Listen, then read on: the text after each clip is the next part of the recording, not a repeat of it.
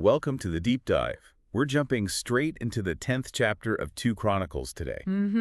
It's quite a story. Really shows how a single decision can turn things upside down fast. Exactly.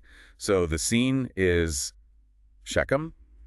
All of Israel's there because Solomon's dead, and his son Rehoboam is about to become king. And importantly, Jeroboam is back in the picture. Remember, he fled from Solomon. Now he's returned from Egypt. Right. Adds a bit of tension from the start, you know?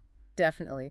And the people, they come to Rehoboam with a pretty specific request. Yeah, it's basically a negotiation right off the bat. They say, look, your father put this heavy yoke on us. And that means, forced labor, heavy taxes. It wasn't easy under Solomon, especially towards the end. So their ask is clear. Lighten the load, ease up a bit, and we'll serve you. It's a critical moment. His first real test as king, right there. Okay, so Rehoboam, he doesn't give them an answer immediately. No, he asks for time. Tells them come back in 3 days. And what does he do in those 3 days? He takes counsel. Which sounds wise, initially. First, he goes to the elders.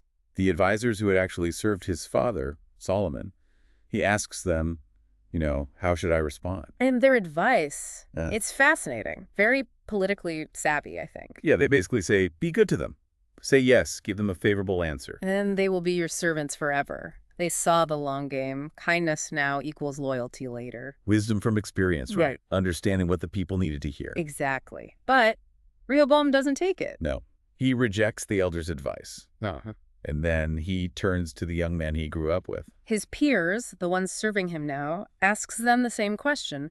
What should I tell the people? And their advice is, well, it couldn't be more different. Worlds apart. It's harsh.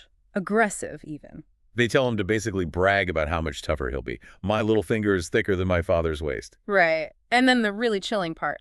My father laid a heavy yoke on you. I'll make it heavier. My father scourged you with whips. I will scourge you with scorpions. I mean... Wow. It's pure intimidation, not governing, just asserting dominance, escalating the exact problem. So the 3 days are up. Jeroboam and the people return. And Rehoboam gives his answer. He follows the young men's counsel. Speaks harshly to them. Repeats those lines about the heavier yoke, the scorpions. Dismisses the elders completely. And the text is blunt about the result.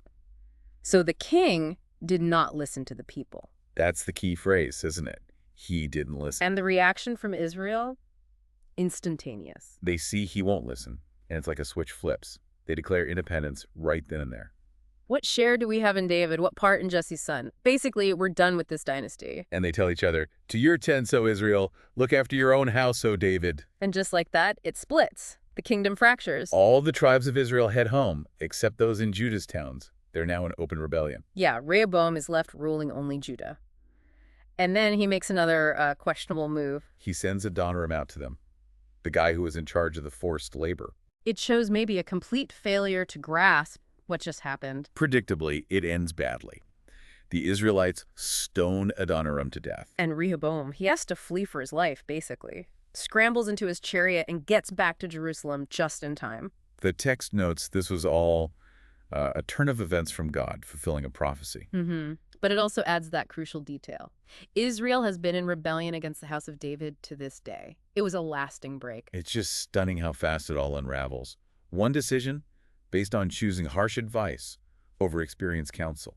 A kingdom divided in, a matter of days, because he chose confrontation over listening. It really makes you think, doesn't it? The sheer weight of a leader's words and who they choose to listen to. Yeah, and it leaves you, the listener, with something to consider. What does this account suggest about the vital importance of listening?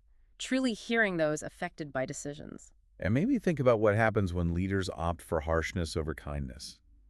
Who do they ultimately trust for guidance, experience, and empathy, or aggression and power?